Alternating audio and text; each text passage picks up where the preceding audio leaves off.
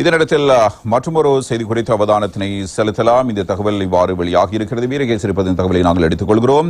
லஞ்ச ஊழல் விசாரணை ஆணைக்குழு ரிஷாட் பதீதினிடம் விசாரணை என்பதான செய்தி தரப்படுகிறது. இலங்கை மக்கள் காங்கிரஸ் கட்சியின் தலைவரும் முன்னாள் பாராளுமன்ற உறுப்பினருமான ரிஷாட் பதீதீன் நேற்று லஞ்ச ஊழல் விசாரணை ஆணைக்குழுவின் அழைப்பாணையின் பேரில் விசாரணைக்காக ஆணைக்குழுவில் முன்னிலையாக இருக்கிறார்.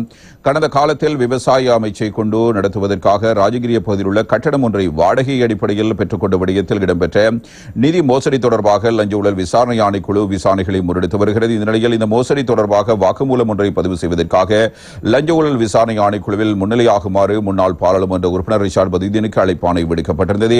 கடந்த அரசாங்கத்தில் முன்னாள் பாராளுமன்ற உறுப்பினர் ரிஷாட் பதீதீன் அமைச்சரவை அந்தஸ்துள்ள அமைச்சராக கடமையாற்றியிருக்கிறார். இந்த நிலையிலேயே நேற்று காலை முன்னாள் அமைச்சரும் பாராளுமன்ற உறுப்பினருமான ரிஷாட் பதீதீன் லஞ்ச ஊழல் விசாரணை ஆணைக்குழு முன்னிலையில் பிரசன்னமாக இருக்கிறார்.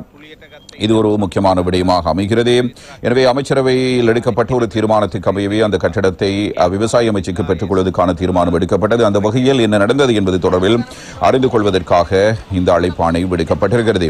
இதே நேரம் மற்றொரு முக்கியமான செய்தி குறித்து நாங்கள் அவதானத்தை செலுத்தலாம். இதுவும் வீரகேசரி பத்திரிகையில் வெளியாகி இருக்கிற முக்கிய தகவல். ரவி கருணாநாயக்கவுக்கு எதிரான குற்றச்சாட்டு குறித்த விசாரணைக்கு சிஐடிக்கு வந்த அசாத் சாலி என்பதான செய்தி.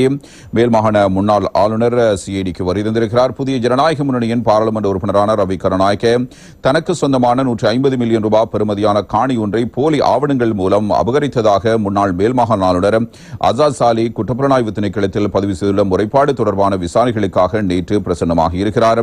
நல்லாட்சி அரசாங்கத்தின் போது நிதியமைச்சராக கடமையாற்றிய ரவி கருணாநாயக்க தனக்கு சொந்தமான காணியொன்றை முறைகேடான வகையில் அபகரித்துள்ளதாக முன்னாள் மேல் மாகாண ஆளுநர் அசாத் சாலி குற்றம் சுமத்தியிருந்தார். இந்த நிலையில் இந்த மோசடி தொடர்பில் ஏற்கனவே குற்றப்புலனாய்வு பிரிவில் முறைப்பாடு ஒன்றை பதிவு செய்துள்ளதோடு நேற்று இது தொடர்பான விசாரணைகளுக்காக சிஐடி விடுத்திருந்த அழைப்பாணைக்கமைய வாக்குமூலம் ஒன்றை அளிப்பதற்காக குற்றப்புலனாய்வு திணைக்களத்துக்கு அசாத் சாலி வருகை தந்திருந்தார் என்பது இங்கே முக்கியமான செய்தியாக அமையப்பெறுகிறது.